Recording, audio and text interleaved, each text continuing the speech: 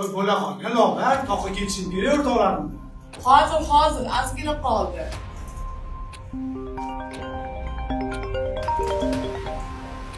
Ha, Jamshid. Yo, o'rtoq, hozir ozgina ishim chiqib qoldi, boraman hozir. Ha, bo'ldi, Adilatdan qolganimda hozir boraman. Voy, lobar!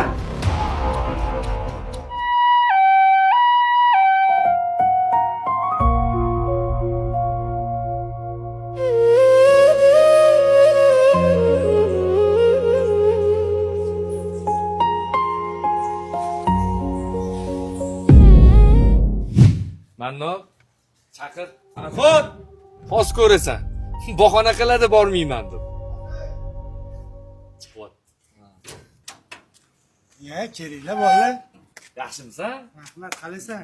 Yaxshisan? Tuzumsan, nima gap? Nima gapmish? Gulpatlar bilan choyxonamiz bor-ku. Choyxonaga hamma boradi, bitta sen bormaysan. San ham bundoq erkagiga o'xshab choyxonalarga qo'shilib turgin deb keldik. Bolalar xafa bo'lmanglar. Men bora olmayman. Ayolimga qarashib keling. Voy. Har safar shunaqa qilasan-a, xotinim. Qachon qarasa shunaqa? Qachongacha kasal xotiningga qarab umringni o'tkazasan? Davolanish kerak bo'lsa, ana ota-onasinikiga jo'natib, ota-onasi qarasa. To'g'ri aytayapti. Qo'yvor. Ay, yoshsan. Boshqasiga uylanasan, o'rtoq. Bundoq sana o'zingni o'ylasang-chi? Yo nima? Duxing yetmaydimi? Xotiningdan qo'rqadigan xotin qulimisan? Agar bemor, ojiza ayolni parvarish qilish, unga sadoqatli bo'lish, sanlarni yetishim bo'yicha xotin quli bo'ladigan bo'lsa, ha, men xotin quliman. Nima uni ota-onasi davolatish kerak? U meni uyimga kelganida sog'lom edi. Erkak kishi jufti haloli bemor bo'lganda, undan hech qachon voz kechib ketmaydi.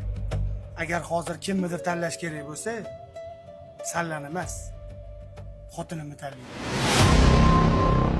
Chunki u bolalarimning onasi. Men bolalarimga boshqona topib bera olmayman. Hayotda ishim o'xshamay, uyda o'tirib qolgan paytimda ham doim yonimda mana shu ayol bo'lgan. Sanlar qayerda edilar o'sha payt? Pul topganimdan keyin paydo bo'lsanlar. Adasi, Hozir onasi boringlar endi shu choyxonaga.